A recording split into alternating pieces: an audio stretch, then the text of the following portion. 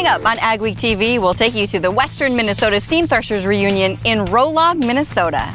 South Dakota is attracting dairy operations from around the world. We'll meet an Irish transplant who's thriving in the state. And as beet harvest gears up, some growers have too many to harvest, while others are a washout.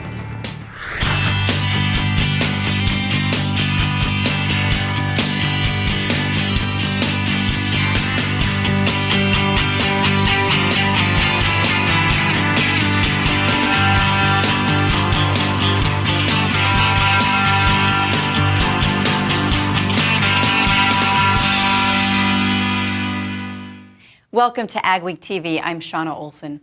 The sugar beet harvest is coming to life. The pre-pile harvest is underway, but the outlook is very different up and down the Red River Valley. Too much rain hurt some growers, especially in the Northern Valley. While to the south, many growers are looking at one of their best crops ever. Brian Inglesrud, American Crystal Sugar's Vice President of Agriculture, says yield is expected to be 28 tons per acre. But he says excess rain north of Grand Forks has killed or stunted many plants and is increasing the risk of spreading disease and root rot among the plants. At Mindak Farmers Co-op in Wahpeton, they're predicting a record crop. It's expected to be 20% bigger than their best at 32 tons an acre. Mindak can slice just over 3 million tons this season. The co-op has told growers they may have to leave 15% of the crop in the field. That's also a record high number. Right now we're sitting at just our wonderful crop. It gives us the opportunity to maximize the throughput through the plant, which enables us to maximize the payment. But our growers plant beets to harvest them. And we at management are doing everything we can to find alternative uses for beets in excess of what we can process here.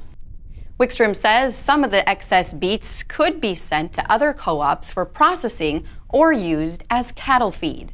Growing worldwide demand for food means we may have to look for new ways and places to produce it. A South Dakota company is betting on aquaculture as a potential market for regional corn and soybeans. Prairie Aquatech is developing a soy substitute for high-demand fish meal for fish farms, as well as high-protein feed for farm animals, pets, and people. Mikkel Pates has more. South Dakota State University researchers are working with industry to create a new outlet for the region's soybean and corn crops.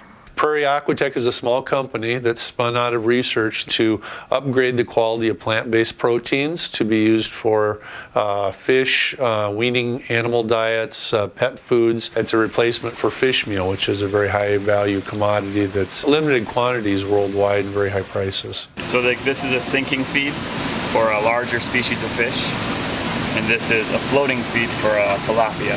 Fish is going to be one of the big reasons we can feed the world in 2050 with 9 billion people. Wild-caught harvest of fish in the oceans in the 1980s. Everything had basically maxed out, and yet demand for fish protein has continued to increase, and so filling that gap was aquaculture, which is farming fish. We're really at a crossroads in global agriculture, in the fact that everyone knows the story behind food security. Our population is growing. We need more food. It needs to come from natural, sustainable resources. And so we see aquaculture as, it's the fastest growing segment in the agriculture market. Not only is it going to help the people around the world, but it's also going to help the economy in South Dakota. We have soybeans right here. Prairie Aquatech officials are confident that this part of the world and its corn and soybean crops will play an important role in the world's aquaculture, just as it has with ethanol. I look at this high protein ingredient that we're making for aquaculture very similar to the ethanol industry. 15 years ago in 2000, when I got into that industry, it was a very infant industry, only a handful of plants around, and now there's 200 plus plants producing billions of gallons of ethanol. I look at this protein production the same way. The growth over the next 15 years is going to follow the same type of curve. It will be phenomenal. For AgweekTV, this is Mikkel Pates in Brookings, South Dakota. Prairie Aquatech is planning to build a $40 million plant near Brookings next year. It would produce 30,000 tons of feed pellets a year. They're up and running in Verona, North Dakota. James Valley Grain opened a new $28 million shuttle loading terminal just 2 months ago. Along with added grain storage, it has a 120-car fast-loading circle track. It can load a shuttle train in roughly 8 hours. It also has 3 dump pits and a 10,000 bushel an hour dryer. The new site holds a lot more corn and soybeans than the old site, which was torn down. We got 2 facilities, so it's going to take a lot of pressure off just having one location. Before we had to truck all the grain that come into our small facility and truck it to Oaks. Now we have two shuttle loaders that we can ship out of. Matson says they've been extremely busy since operations began in June, receiving 180 trucks a day until they were full. Matson says the crop in that area looks great and they're expecting it to be big. We're here at the Western Minnesota Steam Threshers Reunion in Rolog, Minnesota. And on this day, it's Nursing Home Day, where residents get to come out and take a stroll through memory lane. For many, it's a time for them to remember life on the farm. It all starts with the crews on this train.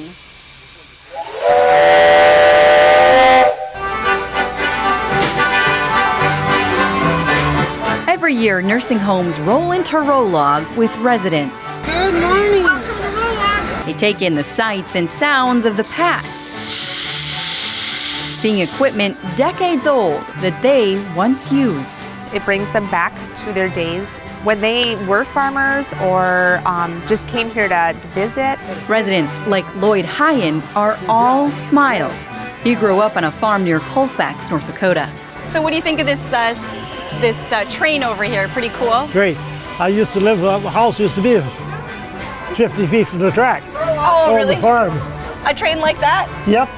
You go every day. It was the main line that went right through there, so there's a lot of trains went by. So that sound is familiar to you? Oh, yeah. Everything we have on this place is operational. Nothing stands there for the simple reason just looking at it and wondering what it does. Raymond Kratzky is 94 years old. Does this bring back a lot of memories for you? Oh, yes. I see a lot of machinery that I have used. Different size plows, gangs, one bottom plows. He farmed near Pelican Rapids, Minnesota. What kind of equipment did you work with, Ray?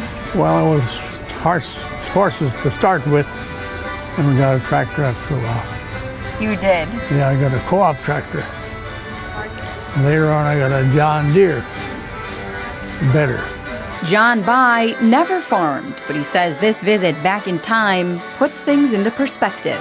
Seeing all this makes me wonder, my golly, they had to really work to, use the equipment that they had. It's just overwhelming to see all the old tractors. You get to know the tenants so well, and you just can tell by looking at their faces, this is wonderful for them. The Western Minnesota Steam Threshers Reunion runs through Monday.